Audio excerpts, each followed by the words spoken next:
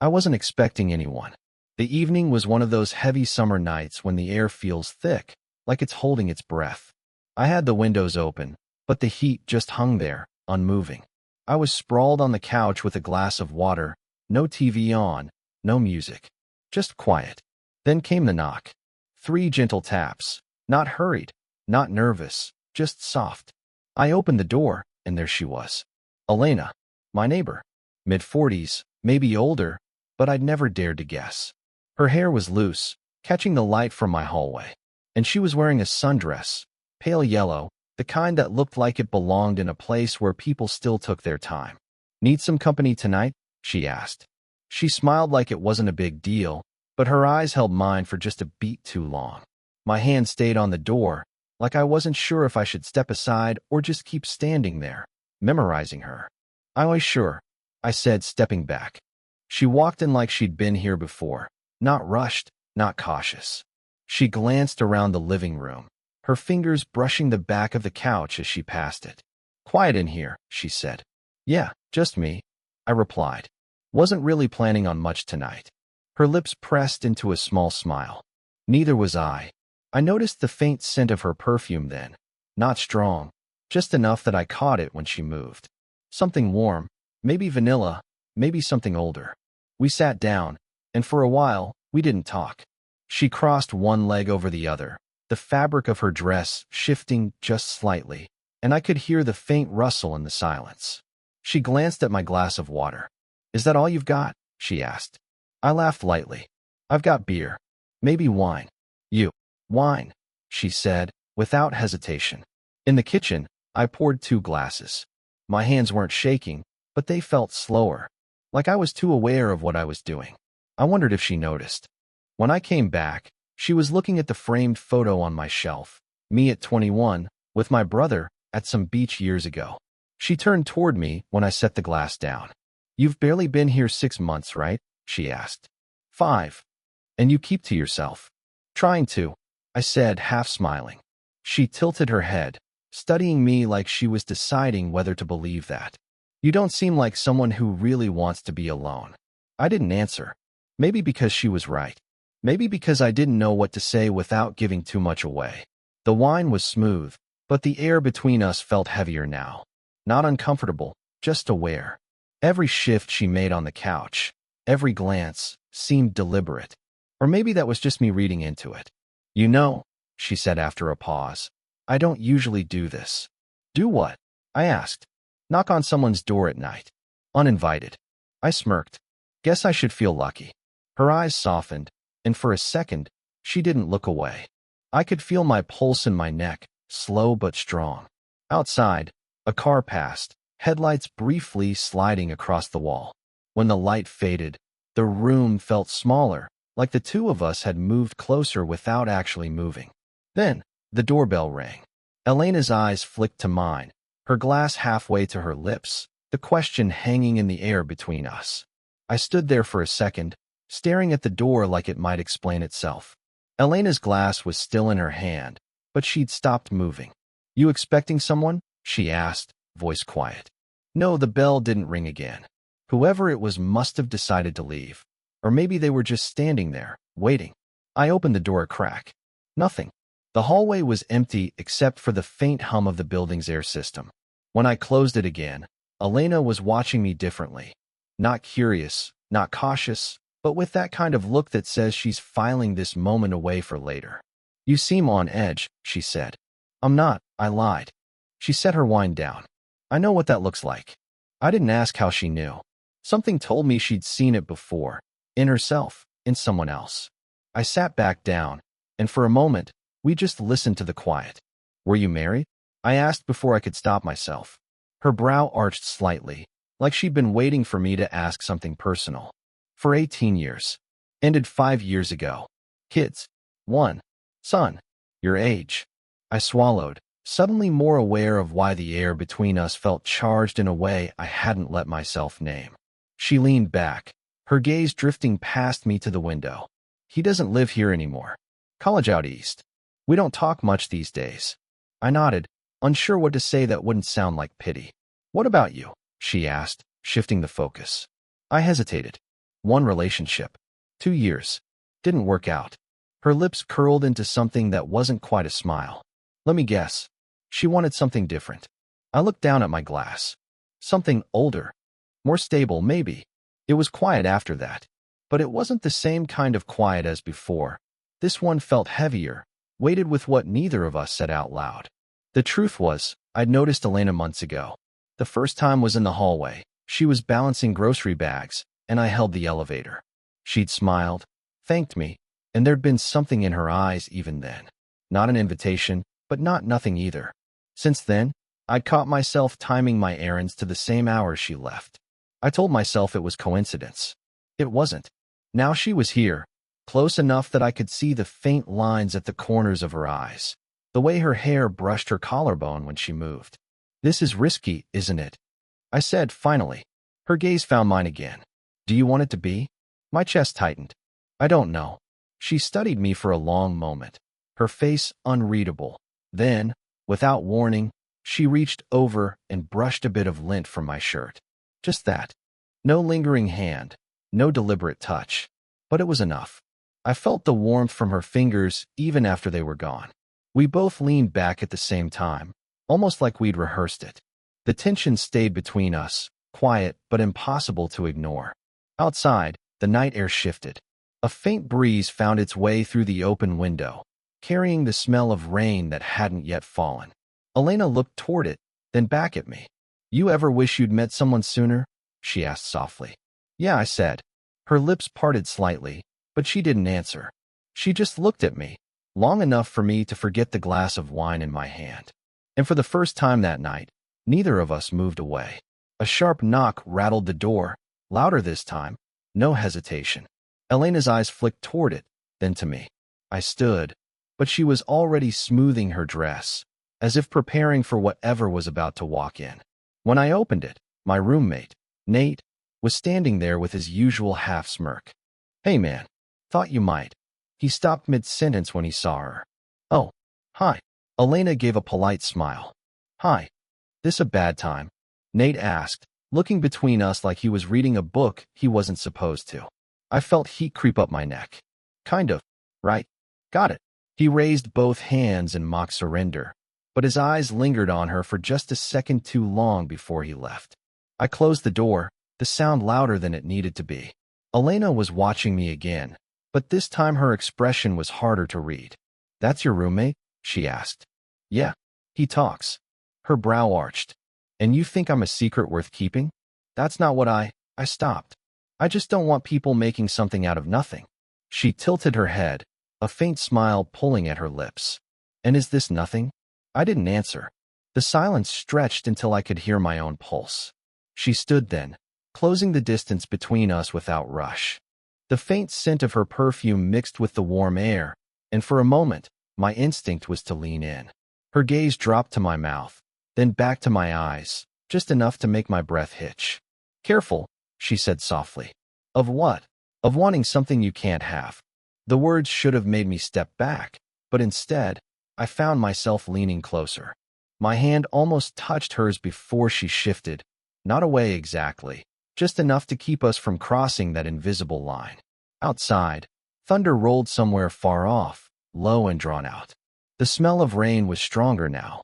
She exhaled slowly, her eyes on the floor. I should go. You don't have to. Her gaze snapped up to mine. Yes, I do. And yet, she didn't move. For a long second, it felt like the room had narrowed to just the space between us. Then a drop of rain hit the open window frame, followed by another. She glanced at it, then back at me. Walk me to my door. I nodded, grabbing my keys, even though we didn't need them. The hallway was quiet except for the faint hum of the lights overhead. At her door, she turned to me, one hand resting on the frame. You're making this harder, she said, her voice barely above a whisper.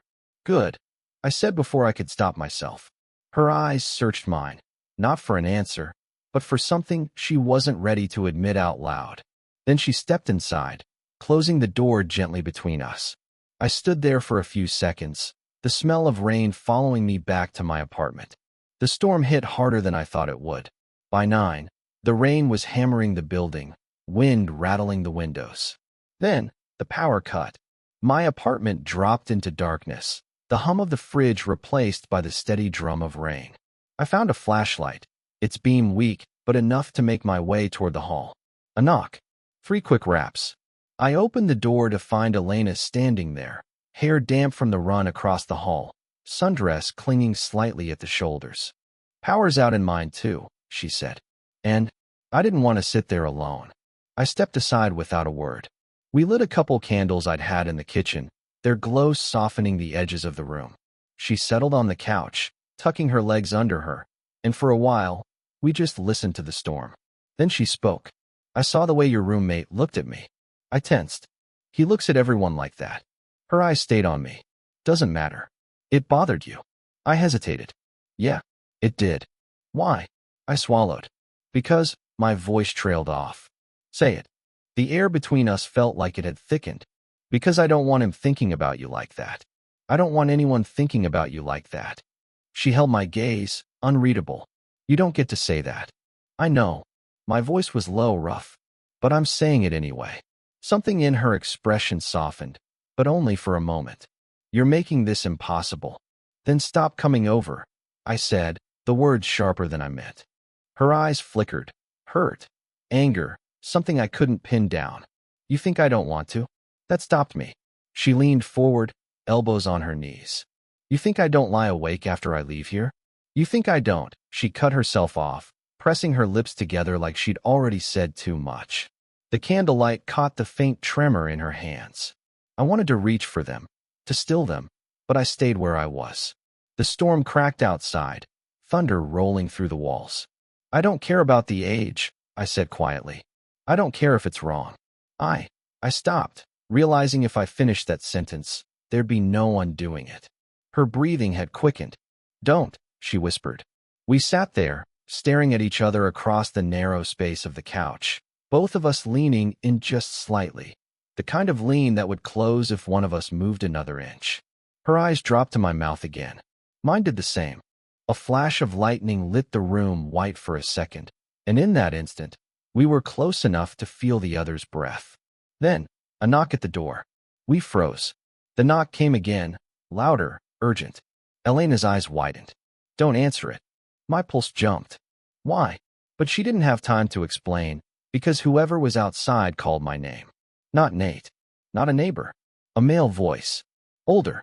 I opened the door just enough to see him. Tall. In his 50s maybe, rain dripping from the brim of his jacket. His eyes slid past me, into the apartment, and landed on her. "Elena." She didn't move, didn't speak. He stepped forward, and I had to plant a hand on the doorframe to keep from backing up. "You didn't tell me you had company." Her voice finally came, steady but low. "You shouldn't be here." "I could say the same thing," he said, looking straight at me. I felt the weight in his words before I understood them. "Who is he?" I asked her. No answer. "Elena," I said again, sharper. She stood then, the candlelight catching the sheen in her eyes. Was my husband." The man's jaw tightened. "We're not divorced. Not legally." The air seemed to drain from the room. "You told me."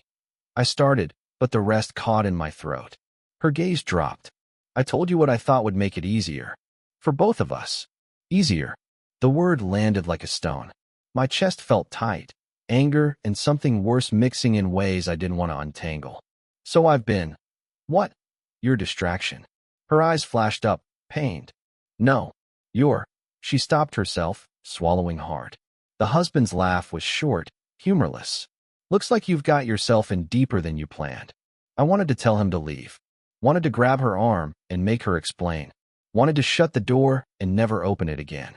Instead, I stood there, feeling the space between us change into something jagged. "Elena," I said, voice low, "if there's something you're not telling me, now's the time." Her hands curled at her sides. "I'm not ready." The husband stepped back, glancing between us. "You should be careful, kid. She has a way of making you believe what she wants you to believe." And then he was gone, his footsteps fading down the hall. The rain was louder now, filling the silence he left behind. She turned toward me, her face pale, eyes searching mine like she was trying to measure how much damage she'd done. "I need you to believe me," she whispered. "I don't even know who you are right now, I said.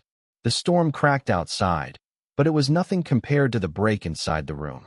The rain had eased by the time I spoke again, but my voice still felt heavy. You could have told me. She didn't move from where she stood. And if I had, would you have let me in that first night? I didn't answer, because we both knew the truth.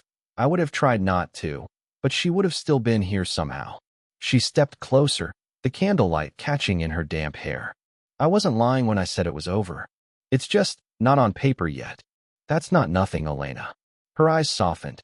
I know, but you were the first person in a long time who looked at me like I was more than what I'd lost. My jaw tightened. You made me believe you were free. I wanted to feel free, she said, voice breaking for the first time. With you, I almost did. Almost. The word scraped against something in me. I moved toward the window, watching the streetlights flicker against the wet pavement. So what now? You go back to him? Pretend this never happened. No, she said quickly. I can't go back. And I don't want to pretend. I turned then, and for the first time that night, there was no space between us, just the hum of the building, the faint drip from the gutter outside, and her eyes locked on mine. You scare me, she admitted. Why? Because I want you enough to blow up everything else. My breath caught, because in that moment, I knew she meant it. I reached for her hand, not thinking, just needing the contact. She didn't pull away. Her fingers trembled against mine. Then stop running, I said. We stood there, no one speaking, no one moving, the weight of the choice pressing in from all sides. Finally, she squeezed my hand. Okay. It wasn't loud. It wasn't certain, but it was enough. I didn't know if okay meant tomorrow or next week or ever. I didn't know if she'd actually leave him or if I'd regret every step that had brought me here. But in that moment, I believed her. And maybe, for now, that was all either of us could do. It was late. The storm had finally passed, leaving the building wrapped in that clean, quiet air that only comes after heavy rain. Elena was still standing in my living room, her hand in mine. Neither of us had moved in what felt like minutes. Finally, she let out a breath. I should go back just to get some things. You mean to leave? I asked. Her eyes didn't flinch. Yes. The word hit me in two directions at once, relief and fear. Relief that she'd made a choice. Fear of what it might actually mean once the dust settled. We walked together to her door. She unlocked it but didn't open it right away, just stood there, looking at me like she was memorizing my face in this hallway light. You know, she said softly, when I knocked that first night, I almost kept walking. Why didn't you? Her mouth curved in a small smile. Because I wanted to see what would happen if I didn't. I smiled back, but it didn't reach all the way through me. There was still so much between us. Conversations we hadn't had, promises we hadn't made. She leaned in then, not for a kiss, but just enough that I could feel the warmth of her against the cool air of the hallway. Don't disappear on me, she said. Don't give me a reason to, I replied. And then she opened her door, stepped inside, and closed it behind her. I stood there for a while, listening to the faint sounds from the other side, drawers opening, footsteps moving from room to room. Then, silence. When I finally went back to my own apartment, I noticed the window was still open. The air smelled like wet pavement and something else I couldn't name. I didn't know if she'd be back tonight. I didn't know if she'd really leave him. But I knew that if she knocked again, tomorrow, next week, whenever, I'd open the door. Maybe that was enough for now.